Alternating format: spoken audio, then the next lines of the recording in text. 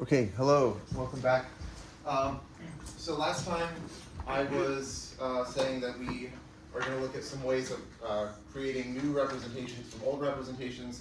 So I think probably today we'll get through the end of the first chapter on representation theory, and then we can start looking specifically at the symmetric group and doing combinatorics with permutations and stuff. Okay, but last time I was talking about a direct product of two groups. So remember, if we have given groups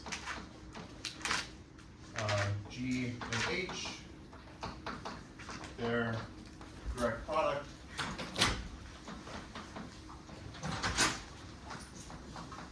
G cross H, well, as a set, it's just the Cartesian product of G and H, so ordered pairs consisting of an element of G and an element of H.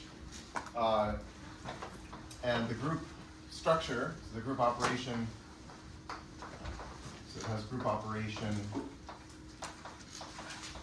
where if you take a pair G, comma H, you want to multiply it by G prime, comma H prime, well, you just do G, G prime, and then H, H prime. Okay. And so what we want to do is say, if we have a representation of G, and we have a representation of H, how can we create a representation for the direct product? So this will just be using the tensor product construction that we had before for matrices. So here's the definition. Given groups, a representation X of G, and a representation Y of H, their tensor product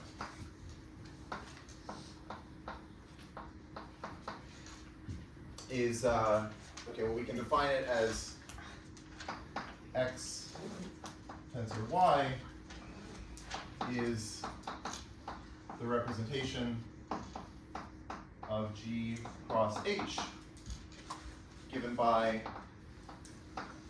well, it's sort of the obvious thing. If you want to take the tensor product as a representation and you want to apply it to an element G comma H, which is in the direct product, so like what is this, this is supposed to be some matrix. Well, we just define it to be the tensor product, so we defined matrix tensor products before. You define this as the matrix tensor product of X of G with Y of H. Okay.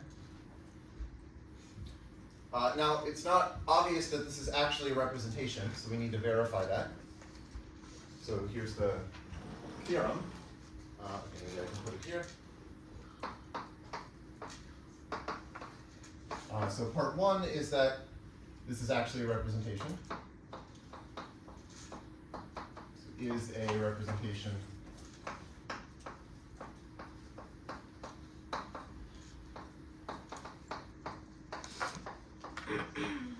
of G cross H. And then the second involves the characters. So let's say that, so let chi be the character, okay, I'll say let chi and psi be the characters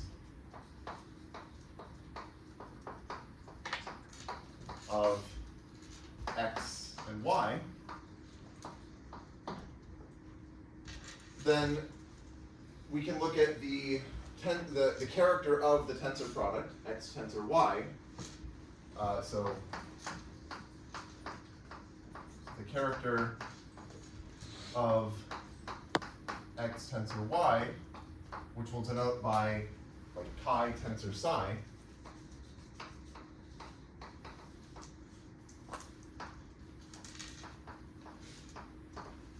is defined by, or I'll say satisfies,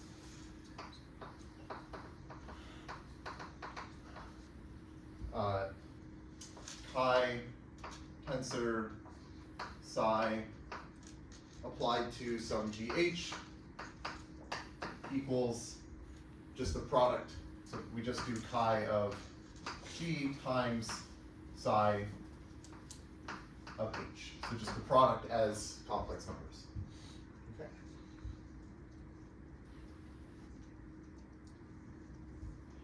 Okay, so let's prove this.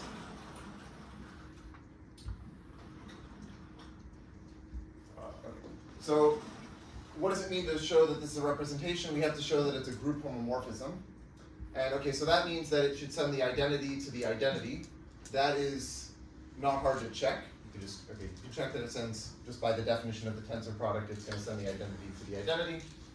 So let's check the slightly more non-trivial thing, which is that it sends products to products. So suppose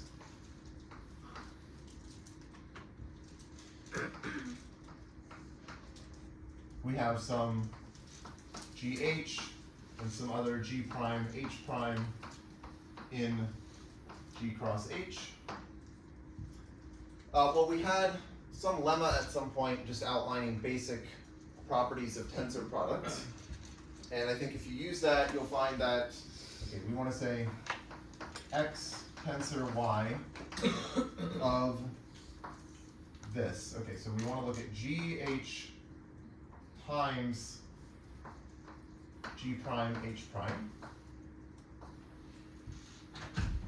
Okay, so this is going to be the same, okay, just by the definition of the product, this is X tensor Y of G prime H prime.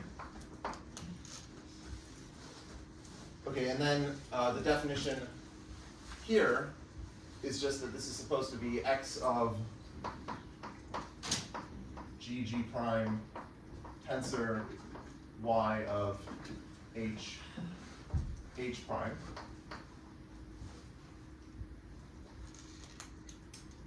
But then, because X is itself a group homomorphism, because it's a representation, we can write this as X of G times X of G prime. And similarly, Y of H prime is the same as Y of H times Y of H prime. And we still have the tensor product here.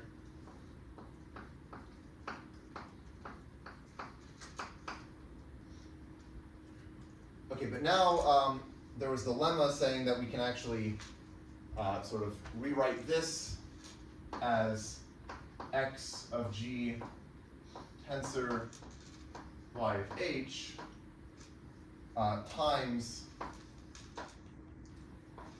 X of G prime tensor Y of H prime. So again, this is just some sort of basic fact about tensor products of matrices that we can rewrite it this way. But then, okay, well this is what we want because this is just X tensor Y of G comma H times X tensor Y of G prime comma H prime, right? And so that is showing that it preserves the multiplication, so it's a group homomorphism. Okay. Okay, so that's the first part, that it's actually a representation. Okay, so this was 1. And then for 2, okay, let's do 2 over here. We want to look at the character. So, okay, well maybe one thing first that I should say just about in general for matrices, if we have two matrices A and B, and we want to look at the trace of their tensor product, A tensor B, just like for any, let's say square matrices A and B. So this is going to be like the trace of, if you remember how we defined the tensor product, it was like basically you have a bunch of blocks where the ij block looked like Aij times B, right? So it was like you had like A11, and these are the entries of A. So you had like A11B and then like A12B and A21B, and those all fill it up. So you want to look at the trace of this thing, but that's just going to be, if you just add up the things on the diagonal, you get the trace of like A sub I, B. So you're just looking at like the trace of A11B plus the trace of, okay, sorry, there should be a sum.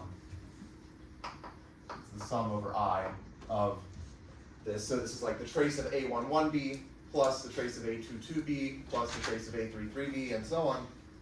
And well, that's just going to be like A11 times the trace of B, right? So this would be like the sum over I of AII trace of B. Okay, but now this trace of B does not depend on I, so we can just pull it out of the sum. And so this is like the trace of B times the sum over I of AII, but the sum over I of AII is just the trace of A. So this is just the trace of A times the trace of B. Okay? So, okay, the whole point is just that the trace of a tensor product is the product of the traces. And so then if you just apply that to this character where we're looking at what is the character of this representation, well, it tells you exactly this thing that we want, which is that the trace of, or okay, I should write it as chi tensor psi of G comma H is going to be, well, it's the trace of X tensor Y of G comma H. And then that is just the trace of X of G tensor Y of H. And then and so these are matrices, so according to this is just trace of X of G times the trace of Y of H, but those traces are just the character values, so this is just the character chi of G times the character psi of H. Right? So that's what we want.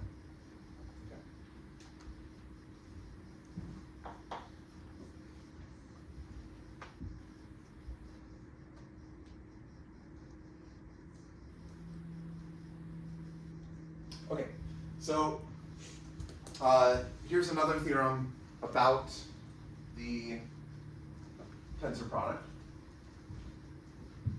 So okay, let's say again that we have two groups, G and H.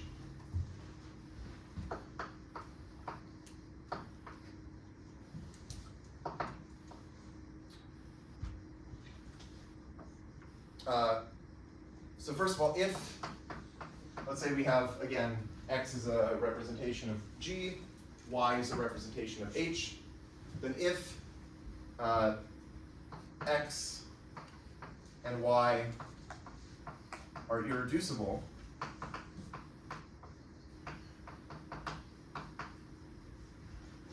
okay, I'll put this as number one, so there will be two parts. One is if X and Y are irreducible, say representations of G and H, respectively, then their tensor product X tensor Y is an irreducible representation of the product G cross H. And then, in fact, all of the irreducible representations of the product arise in this way. So number two says that, okay, let's say, so let xi, maybe I'll say this is over some index at I, let this be like the complete list of irreducible representations of G. And similarly, yj for j in some index at j, So let these be all the irreps of G and H, respectively. So like this is a complete list of the irreducible representations of G, and this is a complete list of the irreducible representations of H. Then if we take the tensor products, like the pairwise tensor products, that's going to give us a complete list of irreducible representations of G cross H. So then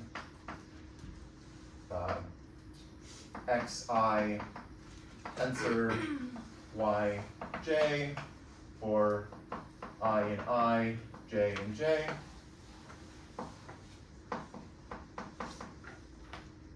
is a complete list of the irreps of G cross H. Okay.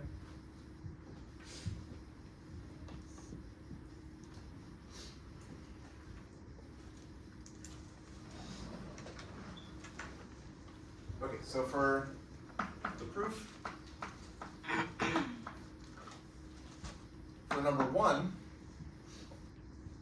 so we have these two irreducible representations, and if you remember, we have this technique for showing that an irreducible representation is irreducible, which is that we look at the inner product of it with itself, and if that's 1, that tells us that it's irreducible. So what we'll do is we'll say, so just like before, let chi and psi be the characters of x and y respectively. And what we'll do is we'll say, okay, we're assuming that x and y are irreducible, so these are irreducible characters. And so then we look at what is chi tensor psi, inner product with itself.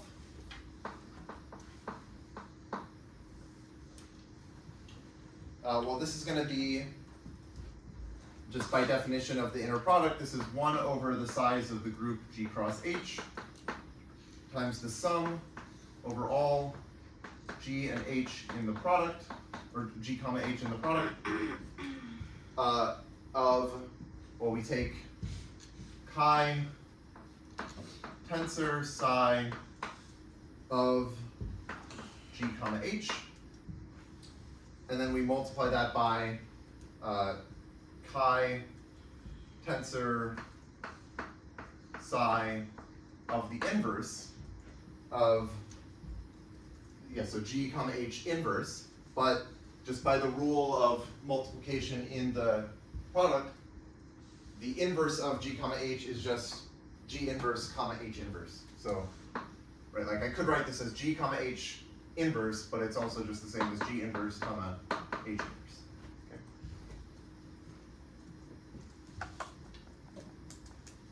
Okay, well now I can factor this.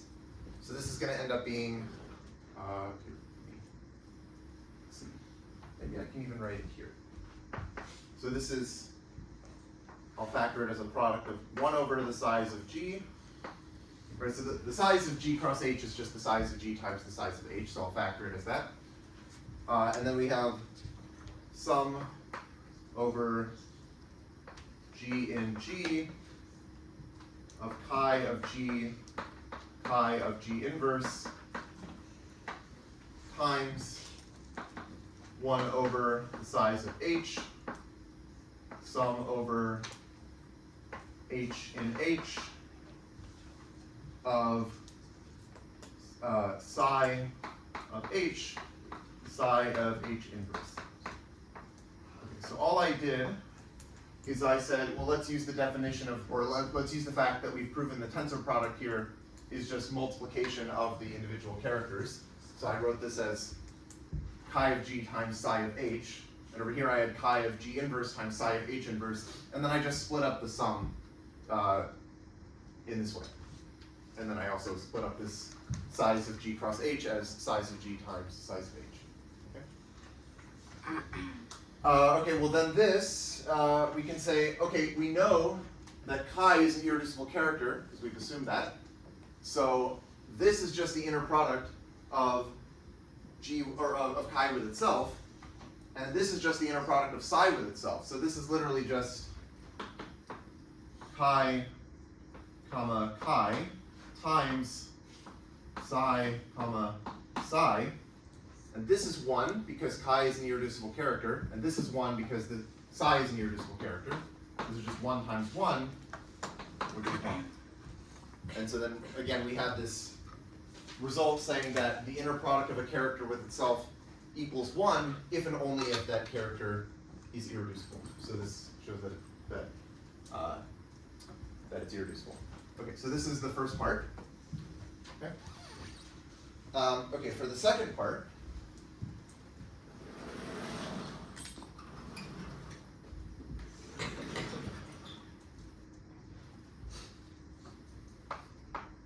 okay, well, let chi I and psi j be the characters of xi and yj. Okay, using this notation here. Then, okay, just like if you do sort of the same thing, then what you'll find is that, okay, if you take chi I tensor psi j, inner product with, let's say, chi k tensor product psi l.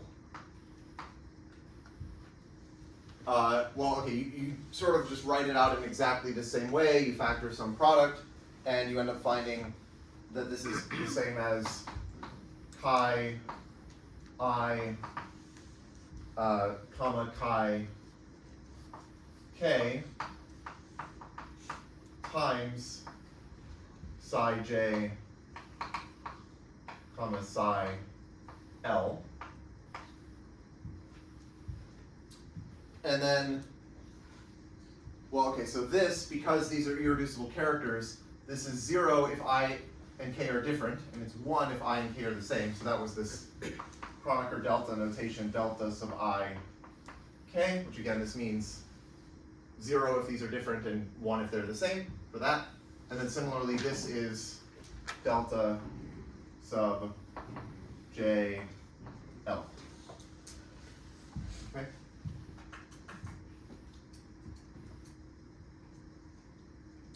So what that means is that these are, yeah, so these different tensor products are all like inequivalent, right? Because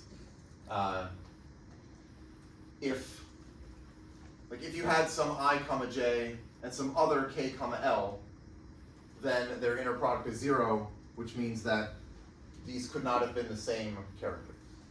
Because if you take the inner product of a character with itself, you're not going to get 0. Right? Because that's like there's like the sum of the squares of the degrees formula, and that's not 0. So anyway, the point is that this is, okay, yeah. Sorry, all I'm saying is that, okay, if I choose different, like if I choose I, j, and kl to be different, then this is 0. Okay? And otherwise they're the same.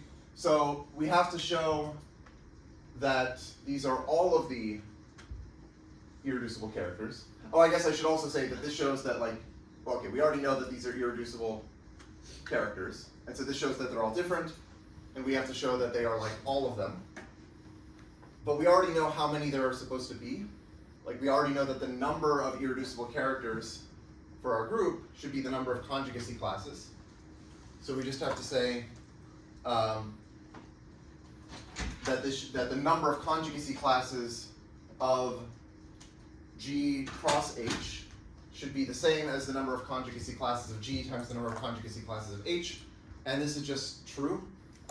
If you think about it, like the way you construct a conjugacy class of the direct product is you sort of just take the things in one conjugacy class for G, pair them up with things from a conjugacy class from H.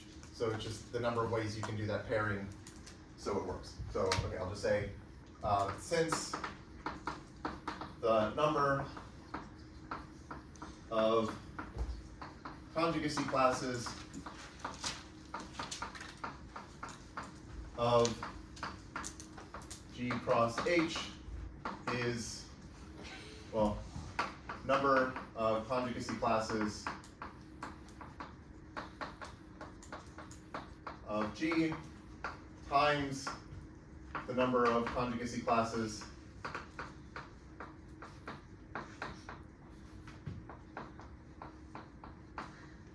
of H, this is all of them. This is all of the irreducible characters.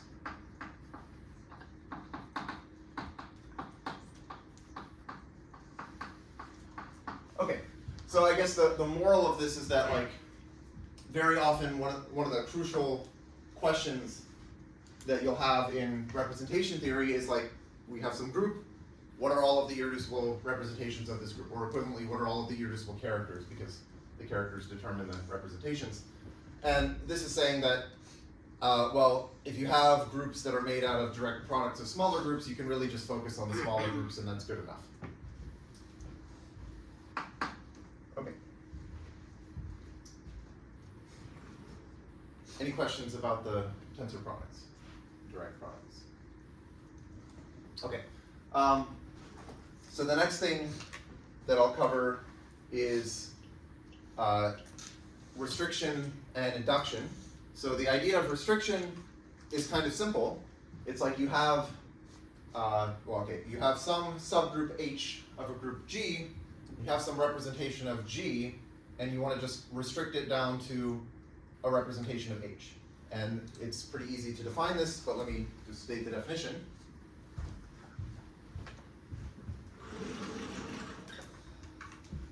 So, definition. Suppose H is a subgroup of G, and if you remember from group theory, this less than or equal to is like the standard notation for subgroup. So these are two groups, and let X be a representation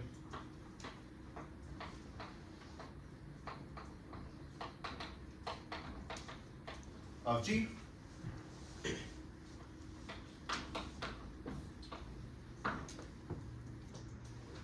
Then we can define the restriction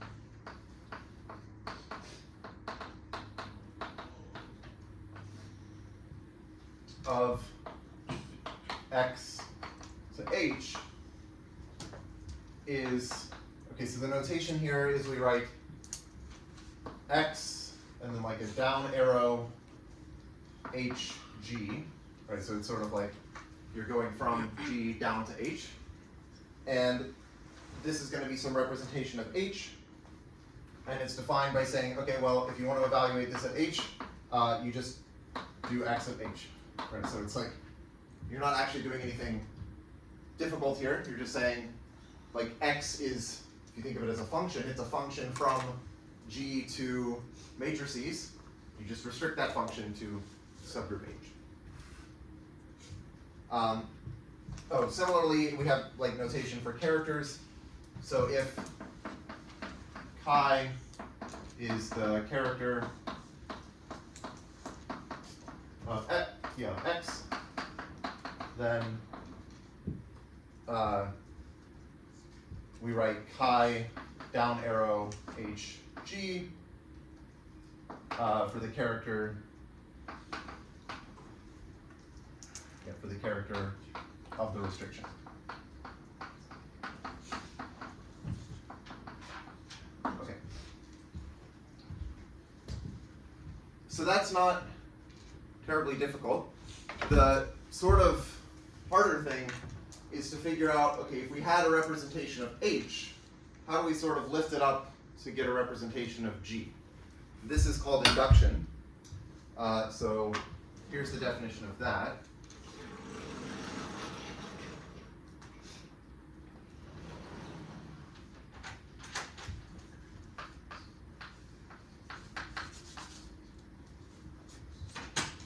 Okay, so as before, suppose H is a subgroup of G. Let's fix, let's say, a complete list T1 through TL of coset representatives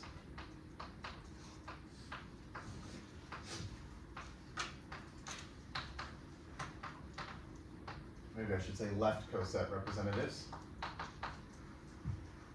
of H. So in other words, I'm just saying that you can write G as this disjoint union of T1H. So this is like disjoint union here with T2H, disjoint union, TLH.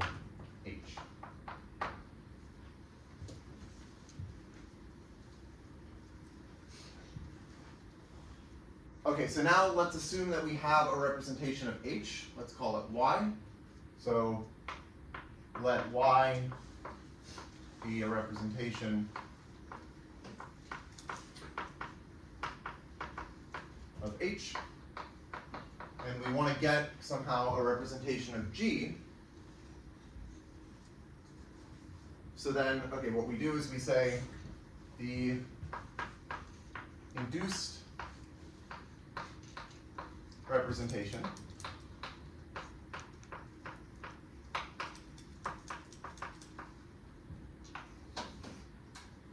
which is denoted by Y up arrow H G. So now it's like we're going from H up to G, is defined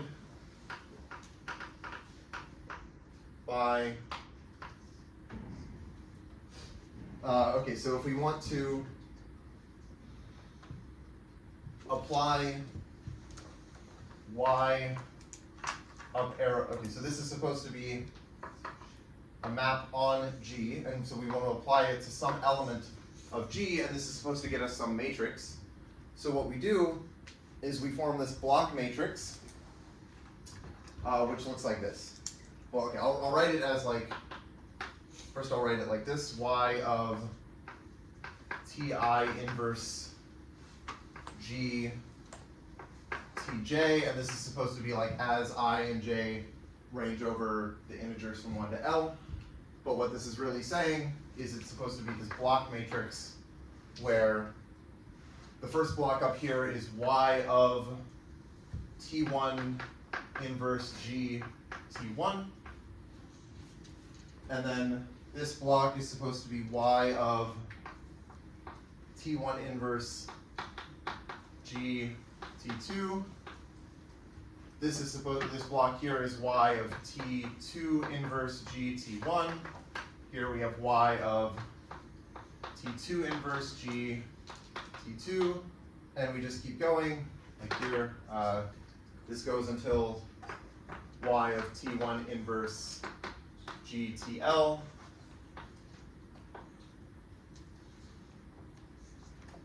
This goes until Y of T2 inverse G TL, and so on. Yeah, and then, okay, all the way to like Y of TL inverse G T1, Y of TL inverse G T2, and finally Y of TL inverse G TL. Right, so each one of these is some, I guess, okay, if Y is like a degree D representation, each one of these is going to be some D by D block. And then we create this, like, I guess it would be DL by DL. Okay? Okay, let's do an example.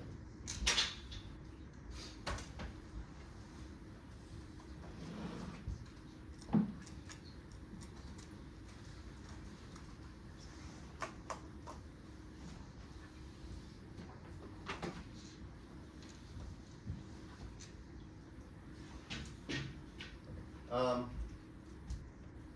let's take G to be S3.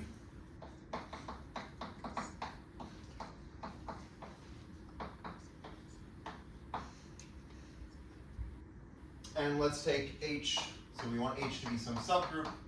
Let's just take it to be the subgroup consisting of the identity element and the transposition 2, 3. Okay. So I want to form this complete list of left coset representatives. There should be 3 of them. So we can write it as, so write G, okay, so well, S3, I guess. Or maybe I'll call it G, but it's the same as S3. We'll write it as H union, or disjoint union 1, 2, H, disjoint union 1, 3, H. So you can check that every permutation in S3 can be written uniquely as, well, either it's in H, so it's one of these, or it's 1, 2 times something in H, or it's 1, 3 times something in H. So here I'm saying T1 is the identity, and T2 is 1, 2, and T3 is 1, 3.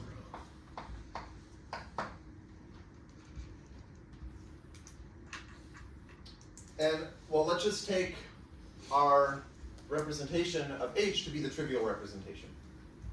So let Y be the trivial representation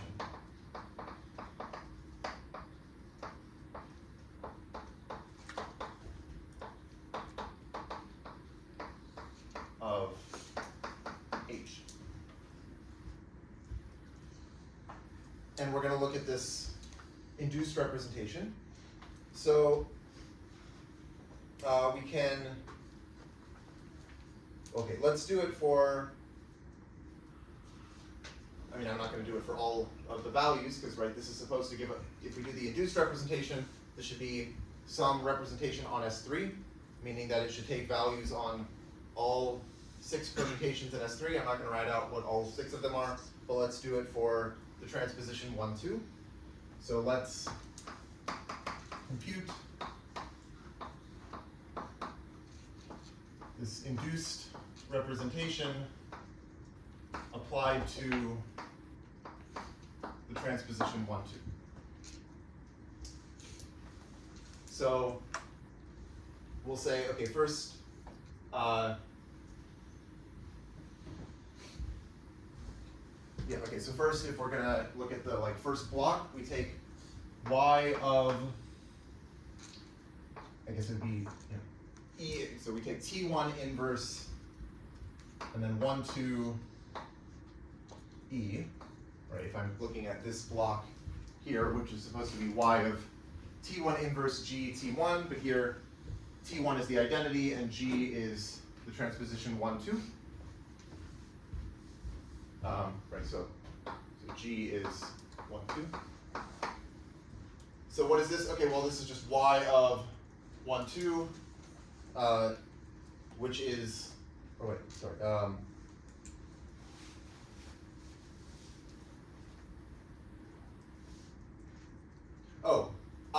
I forgot to, okay, there's something very important that I forgot to mention. This only makes sense, like these blocks only make sense if I'm applying y to something that is in H, because y is only defined on H. So like if T1 G, or if T1 inverse G T2 was not in H, then like what does this mean? Well, I'm going to define it to be 0. Okay, so here y of some element k equals 0 if k is not in H. Okay, so some of these blocks are just going to be zeros. Okay. Okay, and so here what I'm saying is this is y of the transposition 1, 2, but 1, 2 is not in my subgroup H, so this is 0. Okay, but then we can also look at the next thing here. So y of t1 inverse g t2. So that's going to be y of e inverse 1, 2, and then t2 is 1, 2 again. Well, that is okay, identity times 1, 2 times 1, 2, that's just the identity, because 1, 2 is its own inverse. So this is y of the identity, so that is an h, and this gives us 1 because, well, okay, y is the trivial representation. So we get 1 there. And then also, okay, we can look at y of t1 inverse g t3, so that's going to be y of e inverse 1, 2, 1, 3. Okay, so what is 1, 2 times 1, 3? Well, that's going to be, well, okay, 1 goes to 3. This is the 3 cycle that sends 1 to 3. It sends 3 to 2, and it sends 2 back to 1. But this 3 cycle is also not an h, so this also gives us 0. So if I were to, maybe I should point out that, like, in general, okay, these are blocks. Like, you should think of, I'm supposed to be computing these blocks to put in, but they are d by d blocks. And here, because y is the trivial representation, d is 1. So actually, each block is actually just a number in this case. Like, in general, it might be something bigger, but like in this special case where we're doing the trivial representation, each block is just a number, which is why I have it like this. So if we're going to compute this matrix, y up arrow h g applied to 1, 2, this is, okay, well what this shows is that the first row is 0, 1, 0. And then if you wanted, you could keep computing more of these, right? So you could do the second row in the same sort of way. There you'd be computing something like y of 1, 2 inverse, 1, 2 e or whatever, and you'd end up getting these.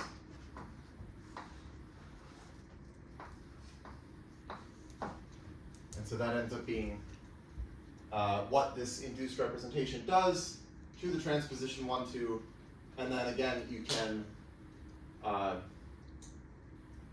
compute this on all the other elements of S3 as well.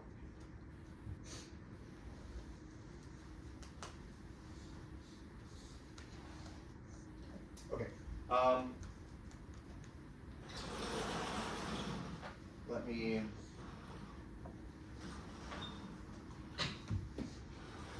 state another proposition.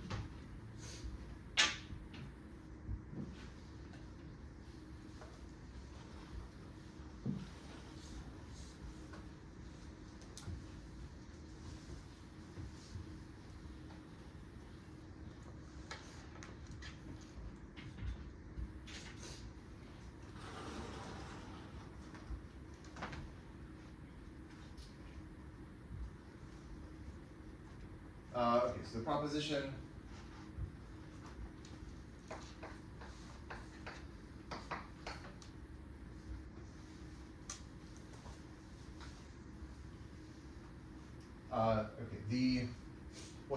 we were reducing the trivial representation. We were starting with the trivial representation on H and turning it into a representation of G. And you can see we got a permutation matrix, and that's not an accident. So what ends up happening in general is the matrices of, okay, let me write it like this. This will be the trivial representation of H, but I'm inducing it to G. Right, so just like I had here, this is take the trivial representation of H and induce it, or use it to induce a representation of G. So the matrices of these are the same as those of G acting on the basis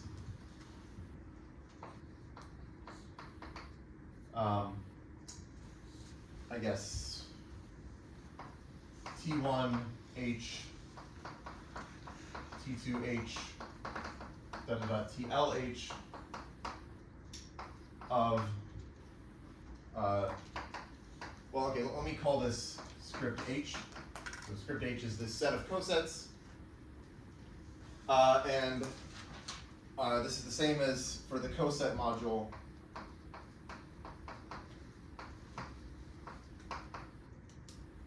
C script H. So, okay, what I'm saying here is, if you remember, I said, well, okay, whenever your group G acts on a set, you can get a permutation representation from that action just by creating, like if the set is S, you create this vector space CS, and then that you get some representation there. And I said, okay, well, a special case of this is when you take the set of left cosets of some subgroup, like H here, and you just say, well, G acts by left multiplication, and so this gives you some representation, which is what I'm denoting here by this module. And so what I'm saying here is that that representation that you get from letting G act on the set of left cosets, that's exactly what you get by taking the trivial representation of H and using it to induce this representation of G. Okay? So why is this?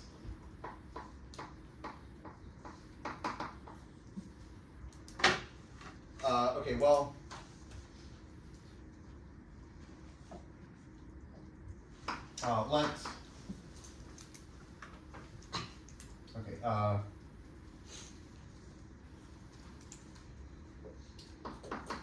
let the matrices for this induced representation, should be an arrow, and this coset module representation. So let them be, say, xij and zij. So like this is the ij entry of this representation, and this is the ij entry of this representation. Right, when we view it in terms of matrices. So both of them are going to be 0, 1 matrices, right? So we, in fact, you proved as a homework thing that like whenever you have one of these permutation representations coming from an action, then all of the matrices that you get out are permutation matrices. So all the entries are 0s and 1s. And similarly here, if you just think about how we constructed this, we induced from the trivial representation. So the only numbers that you can possibly get here are 0, which is when the thing is like not in the subgroup, like here, or 1 when it is in the subgroup, and it's like it's the trivial representation, so you get a 1. So these matrices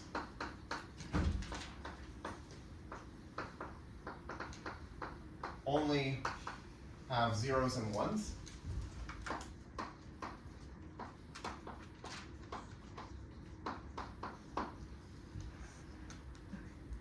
And so then, okay, for some element G in the group, we can say that xij of G, and so what I mean here is like this is the ij entry of the matrix that you get by taking this representation and applying it to G.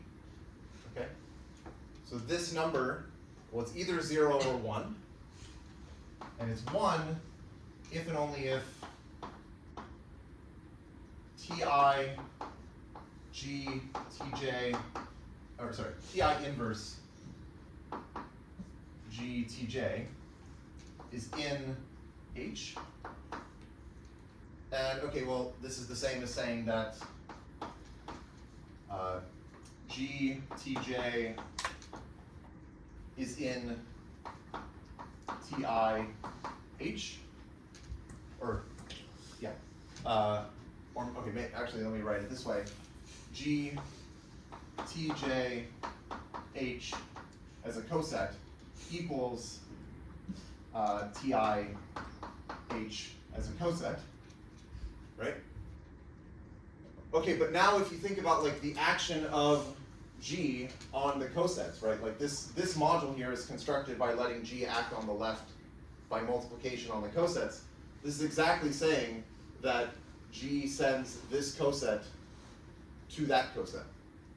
And that is the same as saying, if you think about the permutation representation, that's the same as saying that you have a 1 in this matrix.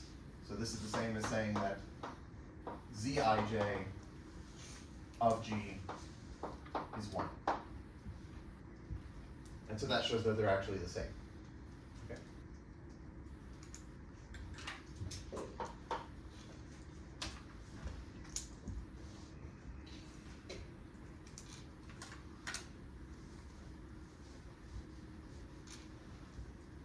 Okay.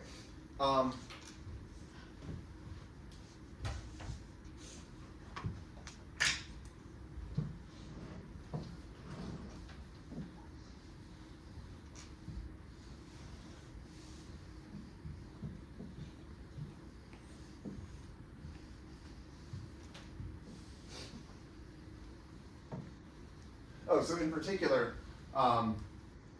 what this is saying, if H is the trivial subgroup, then remember when you take the trivial subgroup, you get the regular representation. So this is saying that the regular representation is what you get by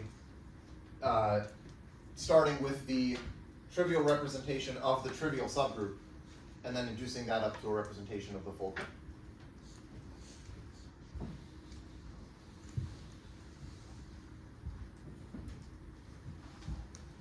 Okay.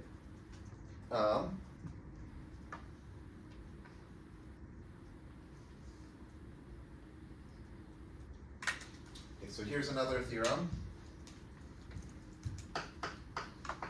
We'll see if we can get through this chapter today. Maybe we'll have to spend like 10 minutes next time. We'll see. But then we'll get to the symmetric group stuff. Okay, so let's keep the same notation from before and just say, well, we want this to actually be a representation. We haven't justified that yet. So the theorem is that I'll call it X, but this is just Y induced from H up to G.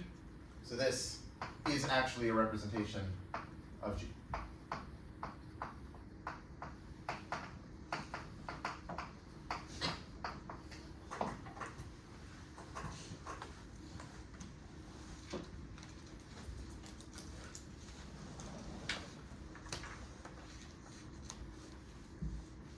Okay, so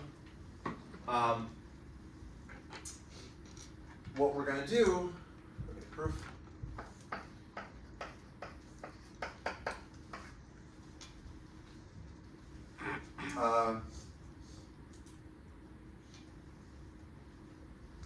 Okay, so what we first want to show is that actually within each row and column here, like exactly one, so within each row, exactly one of these blocks should be non-zero, and the others are all going to be 0. So let's take the first column. The same should be true for columns. Let's take the first column. So consider the blocks which are like these, y of t1 inverse gt1, y of t2 inverse gt1, and so on. So these are all of the things in the form y of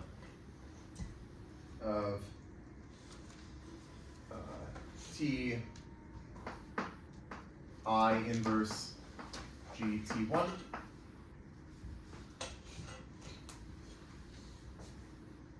So okay, we just want to show that only one of these, like as you vary over I, only one of these can be in the subgroup H, because then all the others are going to be 0. So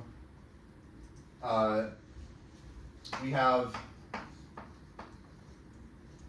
Ti inverse G T1 in H if and only if, well, that's the same as saying G T1 is in Ti H. But because, like, so this is just some element of the group G, and G is a disjoint union of all of these left cosets. I forget where I wrote that, like this, okay, whatever. It's the disjoint union, so exactly one of those left cosets of this form contains GT1. And there is a unique I for which this holds.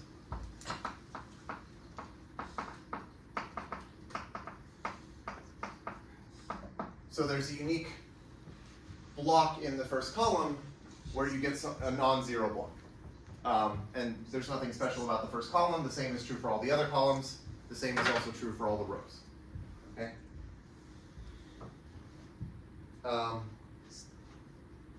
Okay, so that is saying that, like, within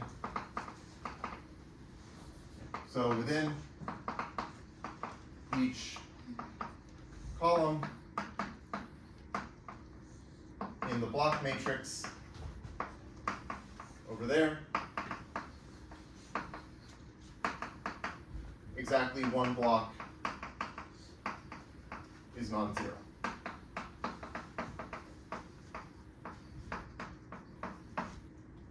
The same is true for rows.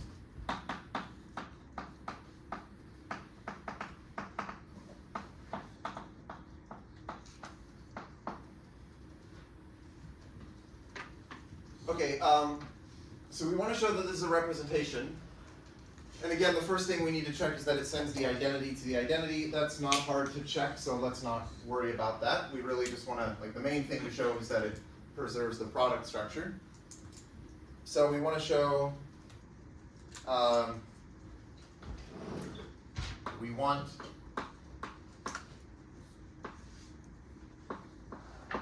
to show that this x of gh equals x of g, x of h for all gh in G.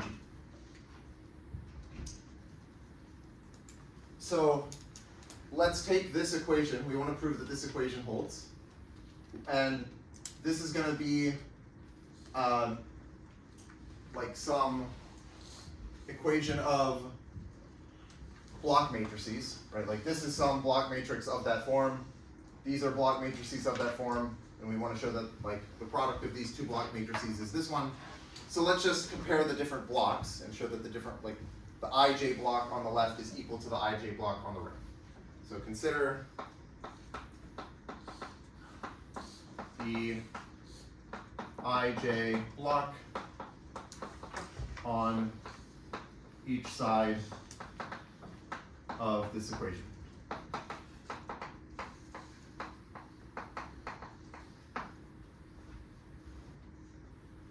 So what is the ij block here? Well, that's going to be just y of,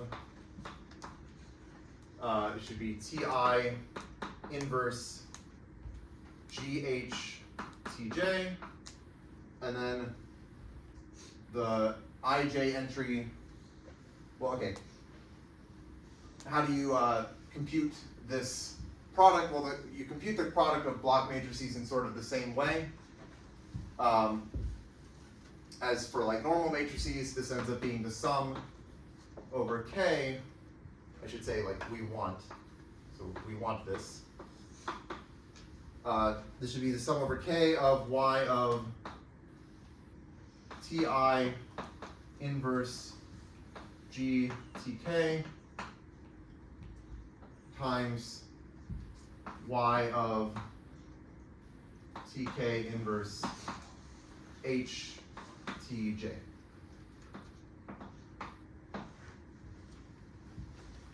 All right, so this is supposed to be the ij entry from this.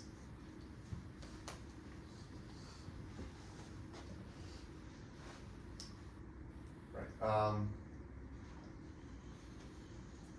So now the point is that, okay, yeah, okay, let's simplify the notation a little. So let AK be this TI, so we're fixing I and J, so I'm going to let AK be TI inverse GTK. We're going to let BK be TK inverse HTJ, and we're going to let C be TI inverse GHTJ, and we want to show that C is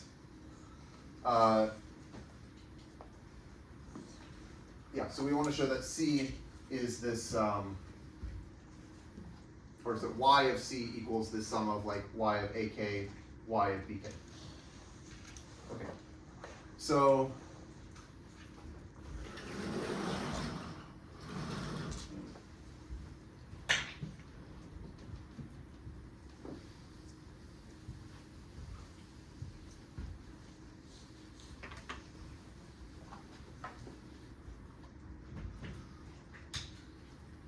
what we want is that Y of C equals the sum over K of Y of AK, Y of BK. Okay, we should also note that for any K, if you take AK times BK, you get C. So note that C equals AK BK for every K.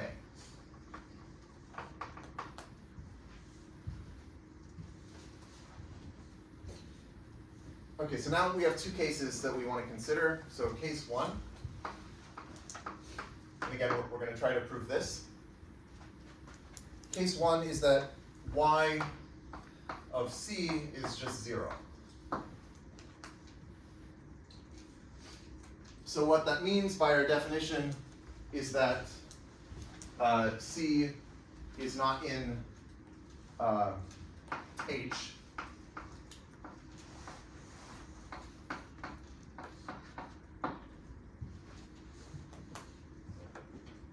And what that means, if C is not in H, since we have this equation, that means for every K, either AK or BK is not in H. This is because H is a subgroup. So if AK and BK were both in H, then their product would be in H. Or yeah, so the other way of saying that is that since C is not in H, for every K, one of these cannot be in H. So for every K,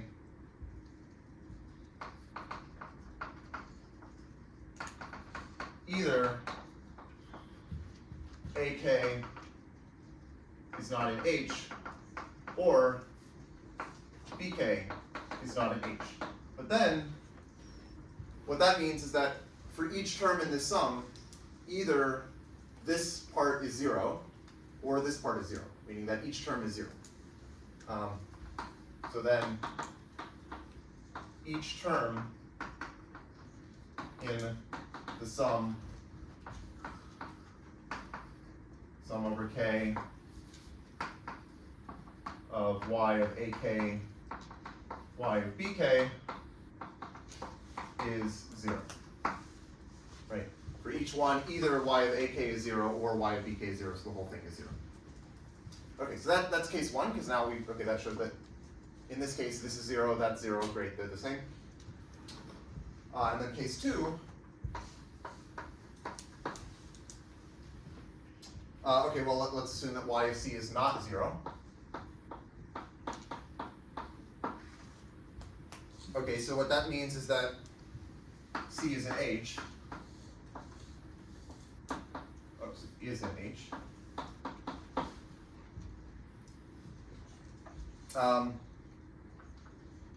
Then there is a unique index M such that AM is in H. And this is just what we were doing in the first part here, where I said like, I mean, it's the same argument as this where there's exactly one of these blocks which is non-zero, and that's this like M block. Okay, so there's a unique M such that AM is in H. Okay, well then, because of this equation here, we know that BM is just AM inverse times C. So then we can just say, what is this sum? The sum over K of Y of AK, Y of BK. Well, all of these Y of AK terms are going to be 0 except when K is in. All of the, that's the only term where you get something non-zero. So this only becomes, like all of the terms here die except when K is in. So you just left with Y of AM, Y of BM. Okay, but now Y is a representation. So like this product is just Y of AM, BM. And AM, BM is C, so this is Y of C, which is what we want. Okay?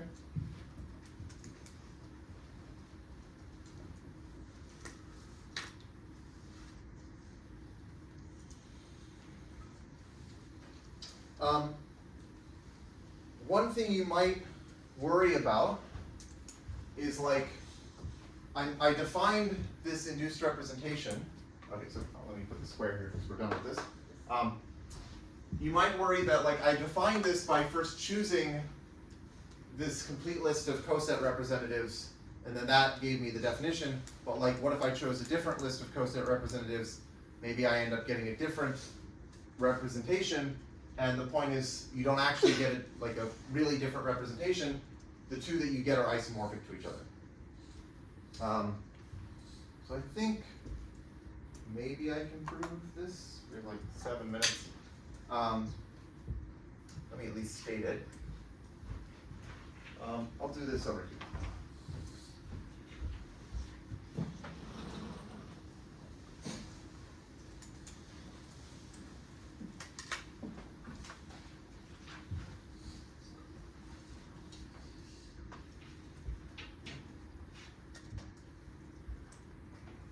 Actually, okay, maybe I don't have to prove it. I'll just state it, but I won't prove it. So, okay, the proposition is, so if, say, T1 through T to TL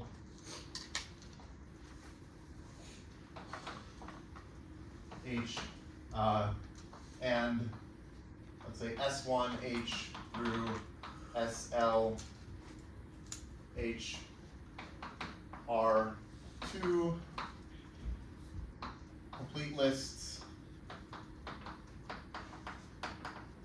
of left cosets of H, then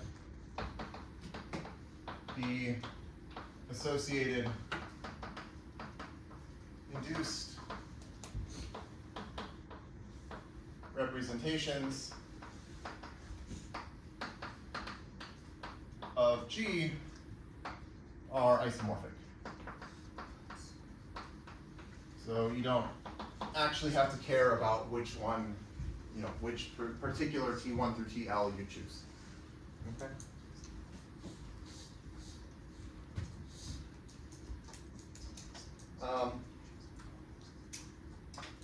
So the last couple things I'm going to do with this, and maybe I'll do the last one next time, but the first one I can state now is just a nice formula for the character of the induced representation.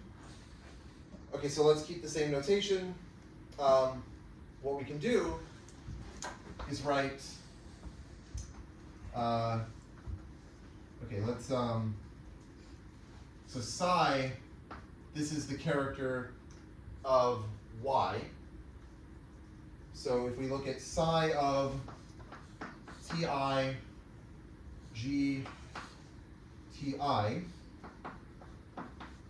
this is the same as psi of h inverse ti inverse g ti h for all h and h, because characters are class functions. So what we can do is write psi induced from h to g. So this is the character of the induced representation. If I apply this to g, we can write this as 1 over the size of h, and then the sum over I of sum over h and h of psi of h inverse ti inverse g ti h. Why is that? Okay.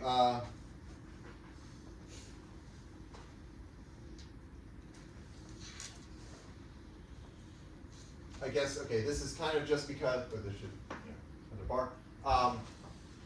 You get this basically by like taking the trace, right? Okay, so you're supposed to take the trace of here, so you take the traces of these, which is like a sum over I of psi of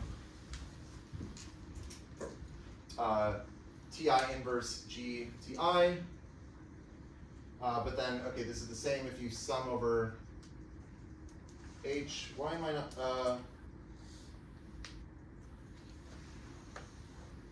Sorry, maybe I'm getting a little confused on what I'm supposed to be doing here.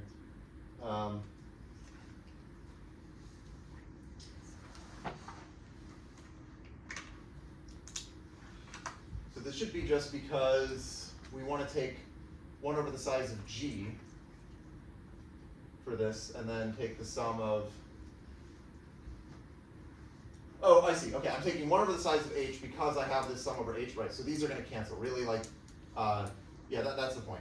That I could have written this without this and without this sum, and then just had it as psi of ti inverse gti.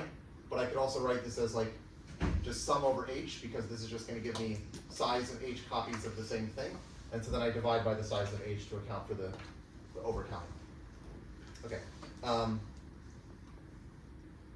And then what we can do is say, like as h is running over h, and these ti's are running over the representatives of the coset, well, this is just ranging over like all of the elements of the group, right? So this is the same as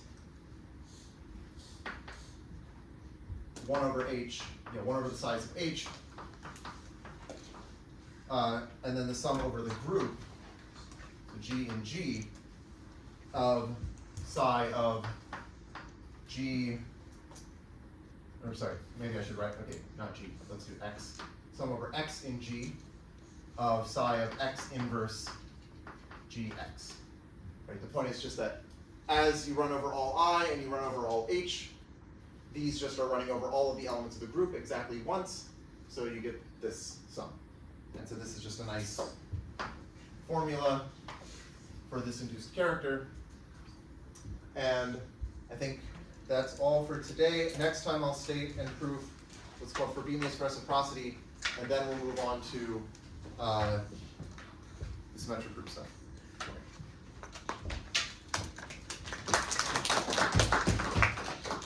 This is the only class that like claps every time.